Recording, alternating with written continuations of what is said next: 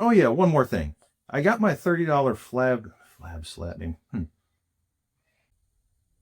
Hi everyone, I'm Ben and you're watching The Snecker Show. Yes, I'm back. And on this side of the workbench this time. I haven't produced any content in about 2 years now, I think, for a number of reasons that I'm not going to get into today, just because I want to keep this short and to the point. But part of the reason is that I just couldn't find the tops of my workbenches. It became completely cluttered and unmanageable in here. So I finally got things cleared off again. For the first time in a long time, I saw the tops of both tables simultaneously. That lasted around 5 minutes because I needed to flatten some slabs. So now everything's a mess again. However, today I wanted to talk over briefly my inexpensive, easy to build $30 slab flattening system. Now, if you're a hobby woodworker like me, you're maybe going to flatten a couple of slabs, if any, in your entire lifetime. It's just not something that we do every day. So when you look at those slab flattening systems that cost $1,000 or $2,000 or even $400 or $500, it's kind of a tough decision to make. That's a lot of money for something that you're not going to do very often. And then you just got to store that thing somewhere or put it away and never use it again. So I wanted to come up with something that was easy to put together, inexpensive, easy to put away, and if it got broken, I wasn't really going to lose any sleep about it. Now, I had something else in mind that I've been thinking about for years, and this isn't the final version of that, but one of the problems is that slabs can be pretty heavy and you got to lug them into your workshop and put them up on a table, and it just makes a lot of dust, so I would rather do it outside. So a later version of this is going to have the cross braces built in so that I can actually put it together underneath a slab in a stack of slabs. I still don't know why I have stacks of slabs as a hobby woodworker, but that's my problem. And set it up right there under a board, level it off, and do my flattening right there on the spot. But this isn't that. This is a fast, cheap version, and I'm just going to go through some of the details of how I put this hack together.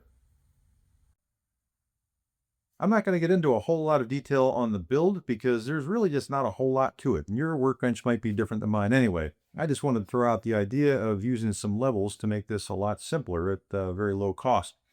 Now, for any kind of flattening system, you need some flat references. You need your rails in the front and the back, and your sled going across the width. And your router, of course, will slide in the sled, and you just move it up and down on the rails like that.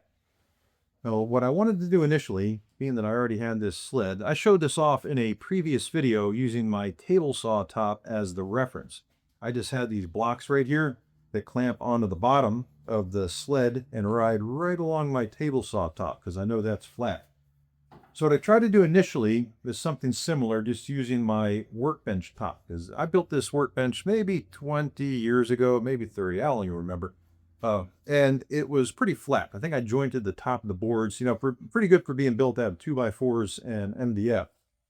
But what I did initially is I made these blocks right here that were attached to the bottom of my sled, and they just rode along the table saw top. But when I finished, I checked my first slab for flatness, and there was a little bit of a dip in the middle. And you want to check it that way too, make sure nothing is twisted. So I decided I'd just go pick up the levels. So it was a quick dry to Harbor Freight. And I clamped them on the ends because the dip is in the middle. If you have a bow, clamping it on the ends is not going to be a good idea because then you'll just follow the curve of the table. So just set it down there initially to see how flat everything is. If you got a side that's low, shim it up. I went to the 3D printer and made some shims of different thicknesses. That's totally unnecessary. You can just use some plain cards, but all I did was take these shims underneath the level. This one is a 0.6 millimeter, just to see how little this is off.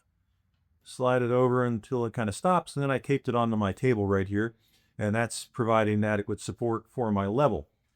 These are $15 levels and not very strong, so they are going to move. And that's also why I have these blocks in the front and back. It's just clamped on down at the end here, but these blocks prevent it from falling off the edge. So if I'm over here routing, I push forwards on this side because the sled is clipped onto attached onto the rails here. If I push on the front one, it's going to push the back one, and this block will help hold it in place. Likewise, if I'm on the other side, I have blocks in the back here too. So pretty straightforward there. Just make sure that you shim up the high or low spots. It doesn't really matter if everything is level. That's not really important. They just have to be parallel. So if this one's a little bit downhill and that one's a little bit downhill, it's okay. It's just easy to use the bubbles as a reference, but you just want to make sure that everything is parallel. And after I got the system set up, I flattened everything again, and these are all just perfectly flat. Really came out beautifully. You can see the lines on here. That is just from the change in direction with the grain being put, like combing your hair different ways or vacuuming the carpet. You see the lines. But these are, you can't feel these. If you close your eyes, you can't really feel these are here. This is an incredibly flat, beautiful slab. And the downside is that I still have to sand it. I don't like sand. As far as how to put the sled on here, I got these 3D printed blocks here. That was totally unnecessary. I'm in a little bit of a hurry. I'm trying to finish this project quickly because by the next time you hear from me, or actually by the time you watch this video, I probably will have had carpal tunnel release surgery in at least one of my hands, probably both of them. So I'm trying to get this done because I won't be able to do stuff for a little while. But I 3D printed these blocks because I could just model it, send it to the printer, and then come out here and do other stuff while it was printing. What I would have done if I had this do over again, which I might, is just use some plywood. This is actually a better solution than those blocks because there's one of these on either side. It makes it a little bit easier for it to rack and get stuck, whereas this continuous channel here will make it more likely to stay in place and slide nicely. And because these aren't really fastened too strongly in the middle, if there's a little bit of variance in the width of my tabletop or on the ends of the levels, it's just going to flex to accommodate. But it'll still keep everything nice and flat. So this is an easier way to do it. You just got to put some wax or others, some kind of good lubricant on the inside there. Keep it running smoothly. The paint job isn't perfect on these, and I've already chipped a few spots, but I'm not going to complain for what I paid for it. And that, I think, pretty much is everything. So if you're going to build one of these, I hope this gives you some ideas that are useful and kind of accelerates your project. If you come up with some cool ideas that will maybe help feed the next version of this, please let me know. I would like to show a better version of this later once I figure out how to do the more of a portable system. But for now, this is doing the trick, and I'm trying to flatten as many slabs as I can with the time that I got. But I'm not going to make it. I got like 30 of them. It's just absolutely insane. Why do I do this to myself? Anyway, it's a fun hobby. So thanks for watching. I hope that was helpful, and it's great to be back. Have a wonderful day.